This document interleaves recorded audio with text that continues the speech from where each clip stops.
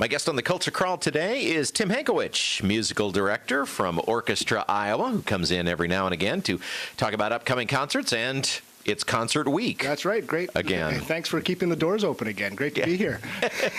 So this weekend, actually, and you're doing, well, we'll talk specifics, but 3 shows, which is not something you don't always do 3. Right. Yep. So you've increased your workload by 50%. That's right. Yeah. For the week. Well, no rest for the wicked, as they say. But as you know, we've always performed in, well, at least since we've become Orchestra Iowa, that we perform in Iowa City and Cedar Rapids. But this particular program, we're taking to both communities, and on Sunday we're going to Fairfield at the Sondheim Center, which is a great theater, by the way. That is a wonderful theater. Yeah, very they really intimate, did that great right. acoustics, yeah, and a great following there.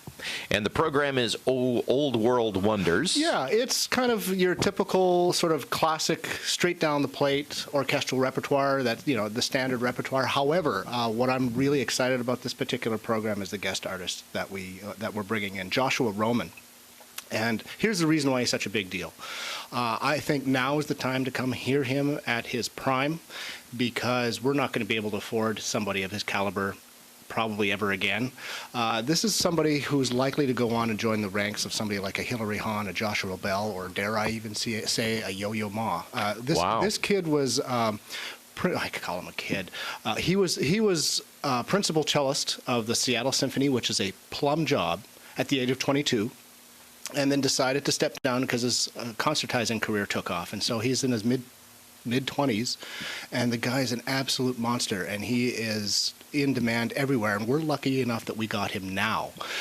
So this is something that you need to bring your kids and grandkids to, because you're going to be able to brag to them in the not-too-near future that you got to hear this person way back when, before they were like the big star that you can no longer touch. And he'll be playing what? Yeah, he'll be playing the Schumann Cello Concerto. There's a handful of like these iconic concertos for cello. There's the Dvorak, and then there's the Elgar, maybe a Shostakovich, and then there's this piece as well. And it's gorgeous. It like really digs into the sound of the cello. For those of you out who love that sound, that sort of rich, dark, burgundy, deep, throaty sound.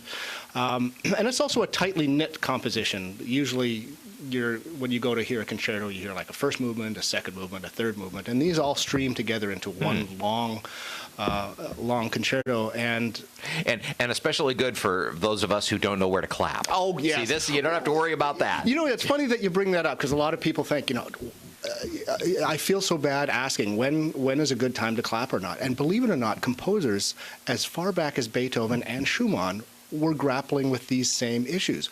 And one of the solutions was allied all the movements together, so there's absolutely no question of when to start your applause.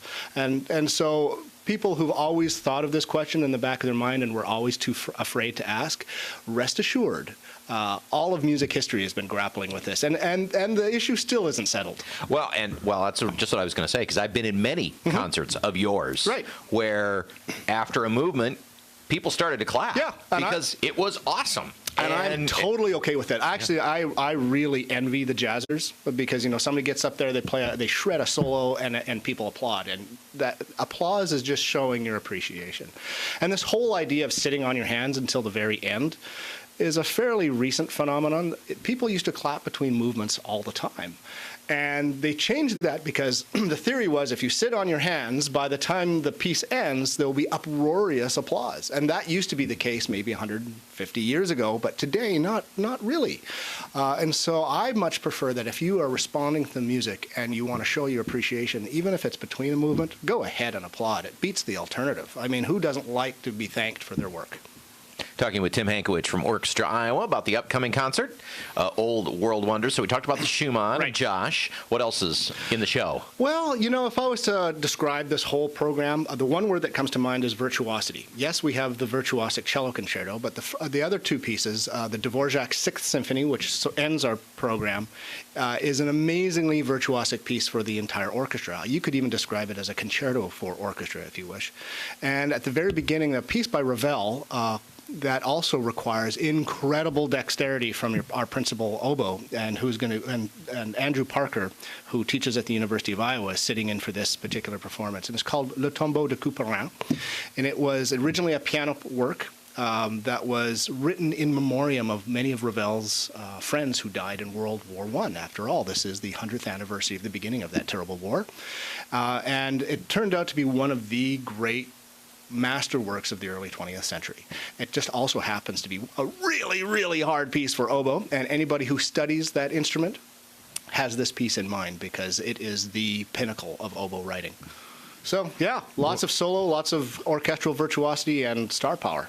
Well, and you've been, I certainly, every time it seems like you come in here and we talk about an upcoming program, you talk about how tough it is. I mean, you are, you're picking this stuff with the idea of requiring a lot of the musicians and of yourself. Absolutely. Because conducting a piece is a hard piece is hard Correct. too. Yeah. Well, I think a lot of times people don't realize what goes into programming. It's not just what the conductor wants to do. It's not just what the musicians want to do. It's a fine balance of what the audience wants to hear, what the musicians want to do. And in that very complicated soup, it's also what are the pieces that you are choosing that's going to train and improve your orchestra. And I am very proud that this orchestra has come light years since I've arrived in the past 8 years. Well, no matter what you throw at them, they end up, they rise to the challenge. Stronger and better and better. And it is such a joy to go to work when you sit down and these musicians are like, yes, feed me more. And a lot of the repertoire that we're doing, well, this season for sure, and last season was virtually impossible when I first got here. And so not only is it for the audience, but it's also a tool of which to develop your orchestra. And I have to say, they are doing just marvelously. Well, the concert is Old World Wonders with Orchestra Iowa, Friday in Iowa City. Iowa City at the Englert Theater at 7:30. Saturday at the Paramount. Paramount also at 7:30. And Sunday in Fairfield. Fairfield at the Sondheim Center at 3 o'clock in the afternoon. If people want tickets, we send them to artsiowa.com, or you can talk to a live person by dialing 1-800-369-TUNE. Tune. Tim Hankewich from Orchestra Iowa. Thanks for coming in today. Always a pleasure. Thank you.